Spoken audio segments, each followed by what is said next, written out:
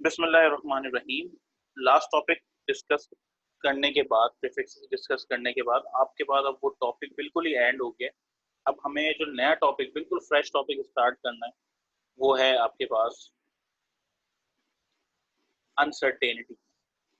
सही है। अनसर्टेनिटीज क्या है? एक बहुत इंपॉर्टेंट पार्ट है आपके पास फिजिकल मेजरमेंट्स के अंदर अनसर्टेनिटी।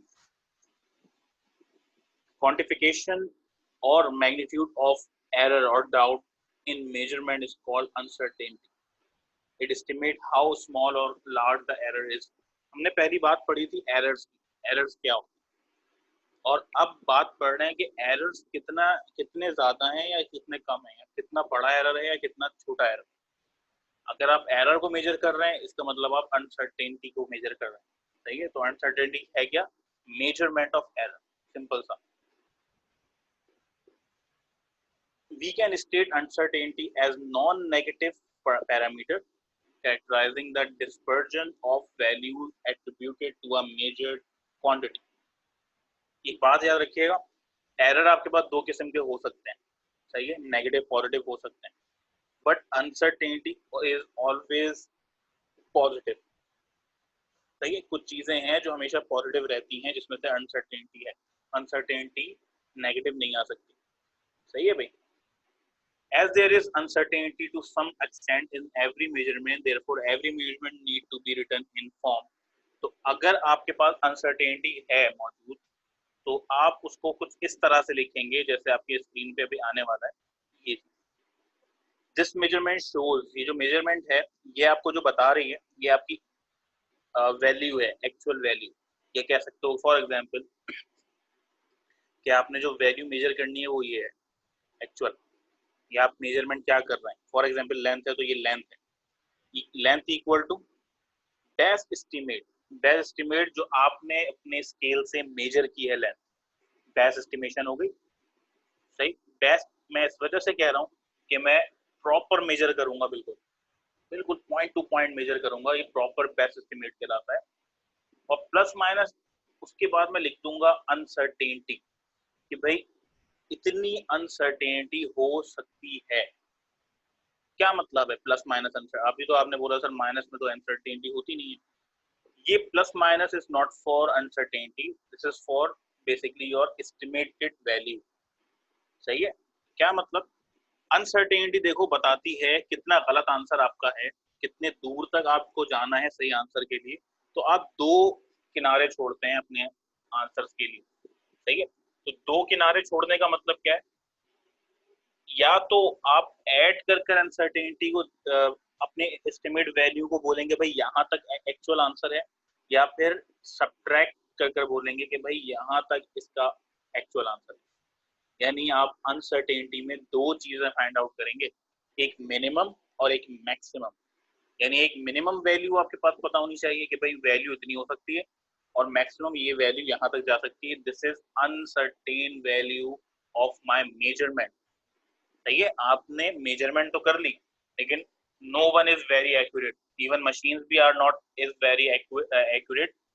मशीन भी एक्यूरेट नहीं होती, मतलब वो हमेशा अपने साथ एक गाइडर मैनुअल रखती हैं। आपने देखा ना, गाइड मैनुअल गाइड जो होती है वो क्यों होती है? वो अनसर्टेनिटी बताने के लिए होती है।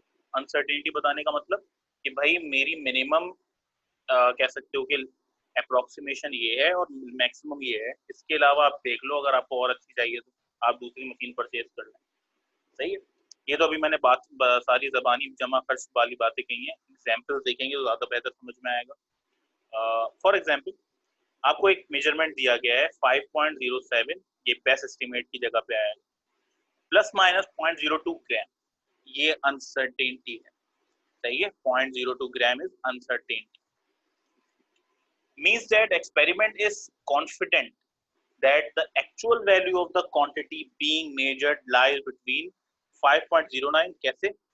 क्योंकि आप 5.09 में ऐड करेंगे अनसर्टेन। सही। और 5.07 जिसमें आप 5.07 में अनसर्टेनिटी माइनस करेंगे, तो आगे आपके पास एवरेज आंसर। आप कह रहे हैं सर मैक्सिमम 5.09 हो सकती है, मिनिमम 5.07 हो सकती है। इसके ज्यादा मेरा कैलकुलेशन है ना ही चेंज हो सकता है, नहीं और कोई आ सकता है, ये मेरे इंस्ट्रूमेंट का मेजरमेंट है। तो the uncertainty is experimenter's best estimate of how far an experiment quantity might be for true value.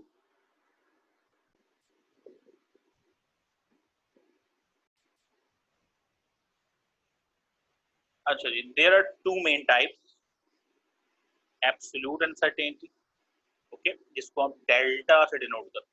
ये साइन आप लोगों ने देखा होगा, ट्राइंगुलर साइन आपने सबने देखा होगा। और एक कहलाती है रिलेटिव और परसेंट अनसर्टेनिटी, जिसको हम सिग्मा भी कहते हैं, इसको इसको आप नॉर्मल ई भी कह सकते हैं। सही है, बस बनाना इस तरह से ई ही बनाना है, लेकिन आपने थोड़ा सा राउंड शेप में बनाना है सिग्मा के फॉर्म में। सिग्मा भी कहलाता है, ये आपके पास समेशन वाला साइन भी कहलाता है, लेकिन आप ई कहते हैं इसको, राउंडेड ई कहलाता है। तो यहाँ पे आपके पास 5.09 और 5.05 के दरमियान आपकी वैल्यू रेजोनेट कर रही है, बस इसके अलावा और कुछ भी नहीं है। उसके बाद आपके पास दो मेन टाइप मैंने आपको समझा दी, बता दी कि एब्सोल्यूट और रिलेटिव आपके पास होती है। रिलेटिव को आप परसेंट अनसर्टेनिटी भी कहते हैं। सही बेटा। To convert back and forth between two types of uncertainties, consider this. अच्छा, ये भी आप समझ लें, मैं इसको इसके जब एग्जाम्पल प्रॉब्लम करेंगे तो समझ में ज़्यादा अच्छा आ जाएगा। अभी एब्सोल्यूट और रिलेटिव को समझाने के लिए उन्होंने एक एग्जाम्पल प्रॉब्लम दी है, एग्जाम्पल दी है आपको कि मास है 3.3 प्लस माइनस 0.2 kg। सही है, यहाँ पे आपको एब्सोल्यूट अनसर्टेनिटी दी हुई है और इसी के बराबर कहा हुआ है कि इट इज प्लस माइनस 6.1%, 6.1%।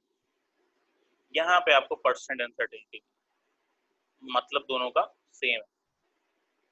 अगर मैं एब्सोल्यूट अनसर्टेनिटी निकालूं तो मैं कैसे निकालूंगा, 6.1 को 100 से डिवाइड करके 3.3 से मल्टीप्लाई कर दूंगा। और अगर मैं रिलेटिव रिलेटिव अनसर्टेनिटी निकालूंगा तो मैं 0.2 डिवाइड बाय 3.3 मल्टीप्लाई बाय 100 कर दूंगा। आंसर आपके पास सेम आ जाएगा जो ऊपर लिखा हुआ है, यहाँ पे लिखा हुआ है। सही है, अभी इसको समझना सिर्फ इतना है कि आपको उसको लिखना कैसे, क्योंकि परसेंटेज में हम डायरेक्टली परसेंटेज नहीं लगाते। सही, ये सिर्फ समझाने के लिए। परसेंटेज में हम डायरेक्ट परसेंटेज नहीं लगाते, बताना है, वो भी हमें समझना है, क्योंकि हमने अभी टाइप्स नहीं पढ़ी हैं इसकी एग्जाम्पल के तौर पे। अभी हमने सिर्फ इसकी डेफिनेशन देखी है टाइप। सही है बेटा, बात समझ में आ गई, तो प्रॉब्लम तो नहीं है इसमें। नाउ टेक्निकल स्पेसिफिकेशन डाटा, ये एक डाटा आपके पास एक छोटा सा कह सकते हो कि पॉइंट टू पॉन्डर टाइप का ये आपके पास इंफॉर्मेशन है। क्या है,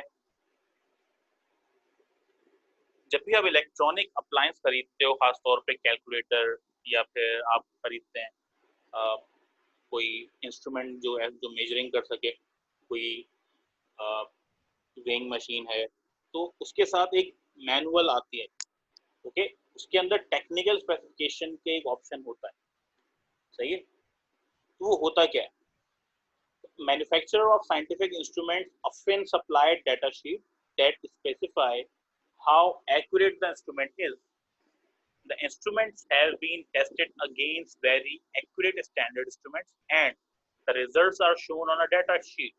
As you might expect, instruments that are guaranteed to be more accurate are usually more expensive.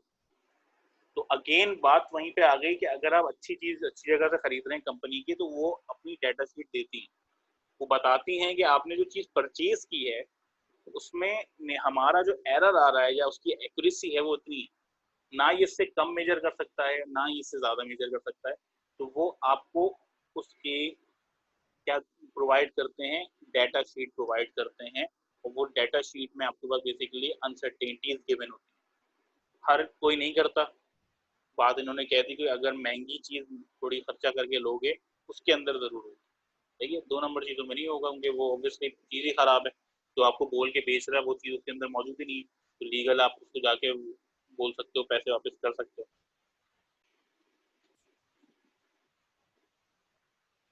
Indicating uncertainty in calculators, एक छोटी सी डेफिनेशन है। A numerical measure confidence measurement और result is known as uncertainty, सबको पता है। A lower uncertainty indicates a greater confidence. यानी जितनी कम अनसर्टेनिटी होगी उतना ही आप कॉन्फिडेंटली कह सकते हैं आंसर मेरा करेक्ट है। वही बात, जितना छोटा एरर होगा आप बोलेंगे सर बेहतरीन आंसर आ रहा है, और जितना ही आपके पास बड़ा एरर होगा, जितनी बड़ी अनसर्टेनिटी होगी, ऑब्वियसली आप कह नहीं सकते सर मेरा अच्छा आंसर है, कोई गलती हो रही है इसके अंदर। सही। So uncertainty are usually express by using statistical methods. सही, यानी कि कुछ हम ग्राफिकल मेथड से, कुछ कैलकुलेशन के मेथड से इसको सॉल्व करते हैं। वो आपके पास जो मेथड्स हैं ये फिजिकल मेथड्स हैं, ये आप कर सकते हैं एक्टिविटी के तौर पे।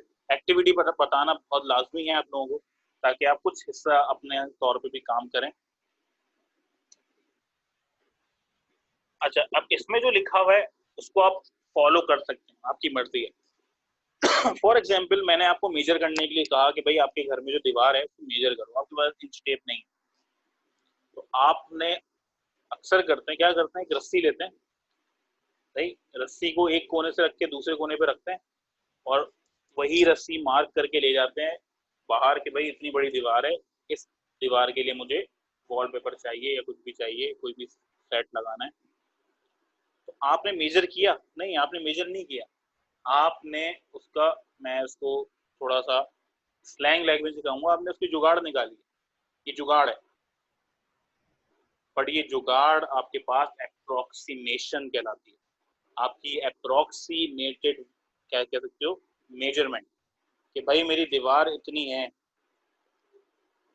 समझ में आ रही है आप लोगों की बात? लेट सपोज कि आप उसको नोट करना शुरू करें फुट्स में। सही है, फुट तो एक यूनिट भी है, आप सबको पता है। आपने फुट से नोट करना शुरू किया। आपने कहा कि मेरी जो दीवार है जो आपने मेजर करने गई थी सर, वो 12 फुट की है। 12 फुट कैसे सर? मैंने 12 कदम चला हूं मैं, बिल्कुल टो टू टो मिला के, तो वो 12 फुट की। जैसे कि आप अक्सर मैच खेलते हुए क्रीज बनाते हैं, याद है ना, खेलते हो क्रीज बनाते हो, वहां पे तो इंच टेप लेके जाते नहीं हो, पैरों से बनाते हैं आप। भाई 10 कदम चलो, ये क्रीज इतनी 10 कदम वाली क्रीज होगी या 20 कदम की क्रीज होगी, ऐसा ही है ना। और क्रीज की लंबाई कितनी होगी, वो यार 50 कदम चलो फिर क्रीज की लंबाई होगी, जो भी है। तो फुट्स पे नापते हैं, तो फुट इसी वजह से रखा गया है। लेकिन बेटा फुट हर किसी का सेम नहीं होता, किसी का फुट बड़ा है, किसी का फुट छोटा है। बट स्टैंडर्डाइज फुट का जो नाप रख दिया गया है वो 12 इंचेस है, सबको पता है 12 इंच का 1 फुट होता है।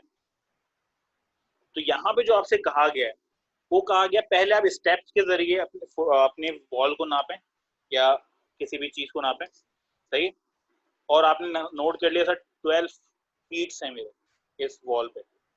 अब आप इंच टेप से नोट करें कि क्या वो एक्चुअली 12 फीट हो रहा है। वो एक्चुअली 12 फीट नहीं होगा, क्योंकि जो 12 फीट नापा गया है वो जिस बंदे ने नापा था वो अपने पैरों के हिसाब से नापा था उसने, क्या पता उसने जूते भी पहने हुए। तो 12 फीट देखना, उसमें एरर आएगा, तो वो एरर जितना भी आएगा वो प्लस माइनस करके आप अपनी वैल्यू के आगे लिख देंगे। फॉर एग्जाम्पल, मैं लिख के भी दिखा देता हूँ। आपने 12 फीट अपना निकाला है, सही है सर, 12 फीट निकला। जब आपने एक्चुअल वाला फाइंड आउट किया, एक्चुअल वाला मतलब जब हमने इंच टेप से मालूम करा, तो वो 12 और उसमें ऐड हो रहा था कुछ इंचेस और, सही है।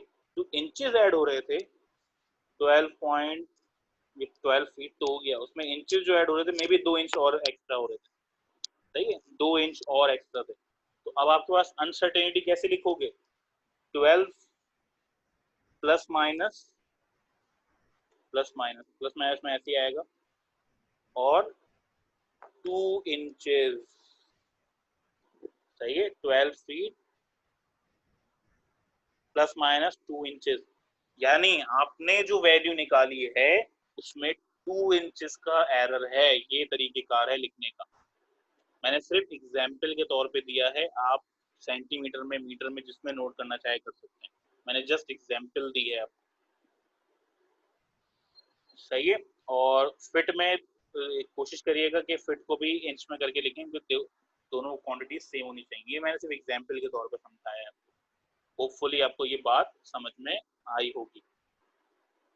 My voice is not clear due to may be in internet issue. Okay, sorry, मादर चाहता हूँ। रिकॉर्डिंग हो रही है बेटा, रिकॉर्डिंग में इंशाल्लाह आपको वॉइस सही मिल जाएगी। जहाँ पे आपको आवाज कम आ रही होगी वो रिकॉर्डिंग में देख लेना। ओके, क्योंकि इंटरनेट के इशू को बेटा मैं फौरन सही नहीं कर सकता, कोई मसले मसाइल होंगे शायद। इस क्वेश्चन को थोड़ा सा गौर से देखो, मैं फिर इसकी अगली वाली एक्टिविटी पे आता हूँ। सही है, 2 मिनट का मुझे पॉज लेना हो। तो सेकंड वाला जो ऑप्शन आपको बताया जा रहा है वो भी एक एक्टिविटी है, तो आप करना चाहें तो करें, कोई मसला नहीं है। अगर आप छोटी वाली एक्टिविटी कर लीजिएगा, घर वाली बाहर वाली ना करें, कोई मसला नहीं है। छोटी वाली एक्टिविटी आप घर पे बैठ के कर सकते हैं किसी भी चीज़ के साथ। मैंने वॉल का नाम ले लिया, आप किसी भी चीज़ से सोफा सेट कर नाप ले लीजिएगा। ओके, मैंने एक और तरीका बताया था, बालिश। सही है, तो एक बालिश नाप लें अपना कितना है। वैसे बालिश का कोई नाप नहीं होता नॉर्मली। सही है, तो इससे तरह भी आप इसको नाप सकते हैं। That's all for today. Thank you. Next time हम इसको आगे पढ़ेंगे, और इंशाल्लाह मुझे अगर एक्स्ट्रा क्लास की नीड होगी तो मैं एक्स्ट्रा क्लास भी लूंगा, अभी फिलहाल नहीं ले रहा। सही है, तो आज के लिए इतना काफ़ी है, हम रुकते हैं इसको यहाँ पे। थैंक यू, अल्लाह हाफिज़।